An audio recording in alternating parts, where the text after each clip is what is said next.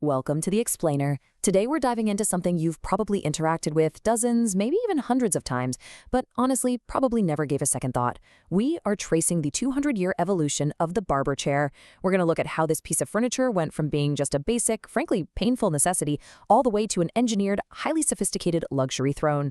Get ready, because the hidden history in this everyday object is absolutely incredible. Okay, let's dive into this by picturing the reality of the 1850s. Imagine a rigid, punishing wooden stool.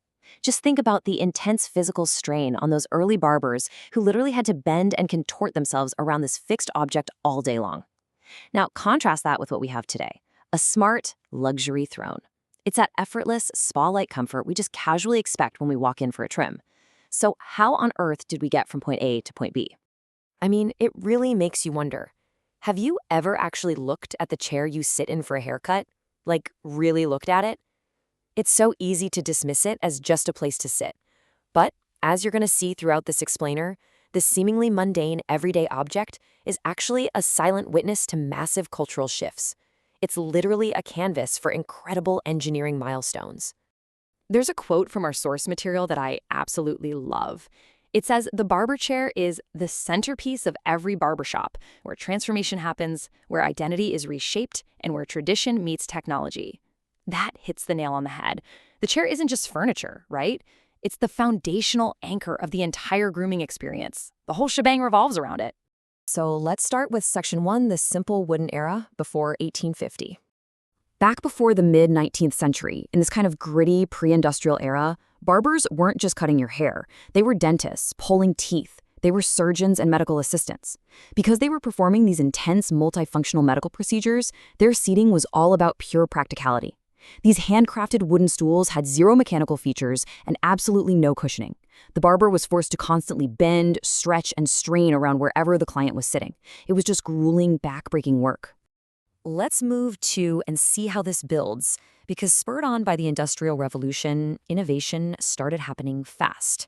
Over the next century and a half, we see this massive timeline of progress. From iron frames in 1850 to early hydraulics in 1870, coke and luxury by 1890, mass production in the 1920s, all the way to sleek Japanese design by 1950. Which brings us to Section 2, Early Industrial Innovation, from 1850 to 1870.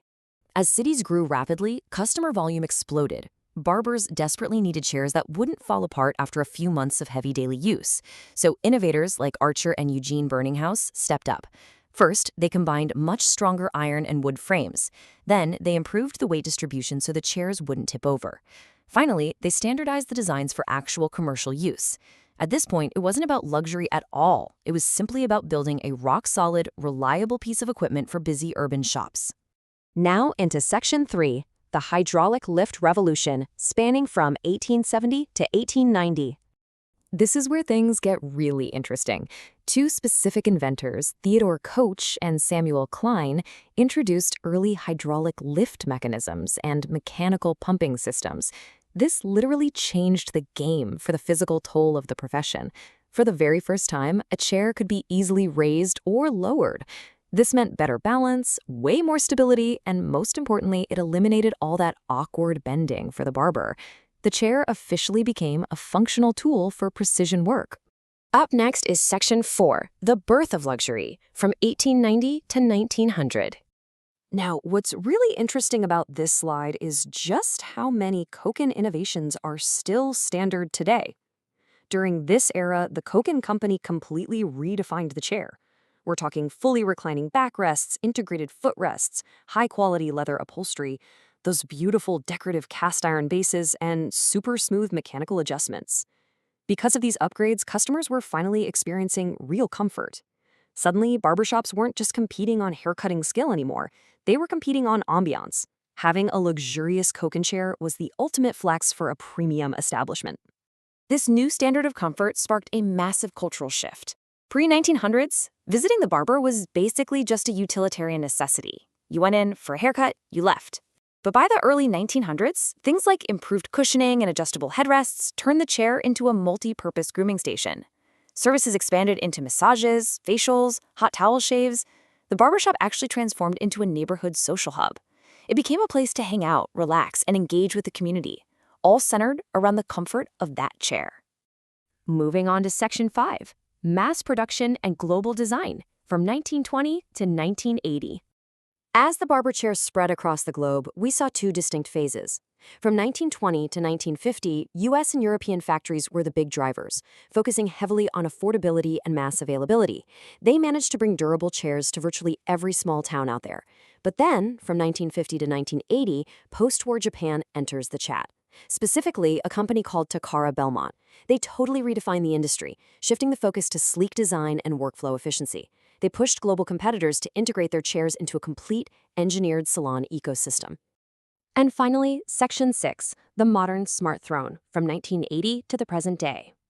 This is where manual hydraulics gave way to full-on electrical automation. Look at these smart features. We have electric height adjustment, multi-angle reclining systems, built-in massage functions, yes, massages while you get a haircut, memory foam cushioning, 360-degree rotation, and whisper-quiet silent motor technology. Today's chairs have achieved the absolute perfect balance. They offer ultimate spa-like relaxation for you, the client, while providing absolute uncompromising precision for the barber. So the crucial point is that this all took place over a span of 200 years. That is 2 centuries of continuous human innovation.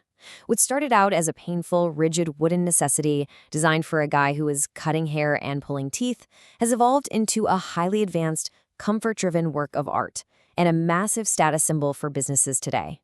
The barber chair stands as a silent witness to our evolution, which leaves us with a pretty fascinating thought to end our explainer today. Look around the room you're in right now.